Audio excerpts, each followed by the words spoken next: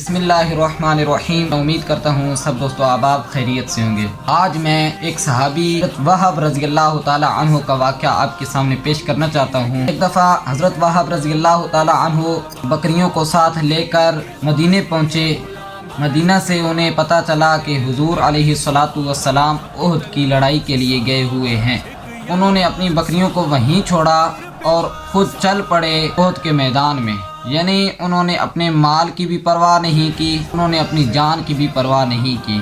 جب میدان میں پہنچے تو انہوں نے دیکھا کہ کفار بھاری نفری کے ساتھ ہیں اور وہ حاوی ہوتے جا رہے ہیں مسلمانوں کے اوپر۔ انہوں نے بھی اپنی تلوار نکالی اور بہت بہادری سے لڑے اور وہیں جام شہادت نوش فرمائی۔ حضرت عمر رضی اللہ تعالی عنہ فرماتے ہیں کہ میں نے آج تک ایسی بہادری کسی میں نہیں دیکھی، حالانکہ حضرت عمر رضی اللہ تعالی عنہ بھی بڑے بہادر صحابی تھے، بڑے بہادر تھے، اور ان سے پہلے جو لڑائی ہوئی اس میں بھی کتنے بہادر صحابہ نے شرکت فرمائی، لیکن ان کا عشق، ان کا جنون حضرت وہب رضی اللہ تعالی عنہ کا یہ جو نظر آ رہا تھا کہ ان سے بڑا بہادر کوئی نہیں ہے۔ پھر ہم اپنے آپ کو دیکھ لیں کہ ان کو حکم ملا کہ لڑائی کرنی ہے، انہوں نے اپنے مال کو بھی سائڈ پر کیا، اپنی جان کو بھی ہتھیلی پر رکھ کر میدان میں آ گئے۔ ابھی ہم یہ سوچیں کہ انہوں نے اپنی جان دے دی۔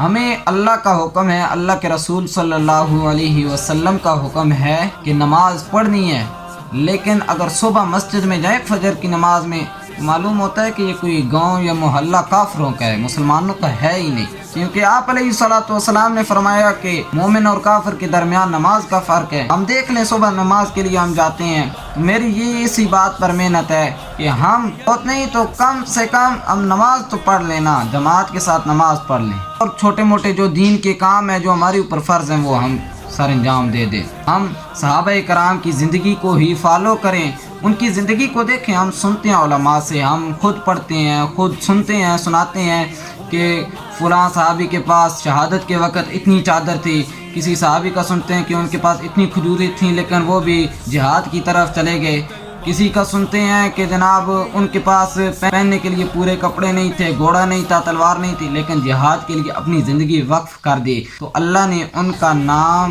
1400 سال بعد اللہ نے ان کو سردار کے طور پر دنیا کے سامنے پیش کیا۔ تو ہم اگر ان کے نقش قدم پر چلیں گے، اللہ ہمیں بھی عزتوں کے پہاڑ نصیب فرمائیں گے، اللہ ہمیں بھی عزتوں کے تاج نصیب فرمائیں گے۔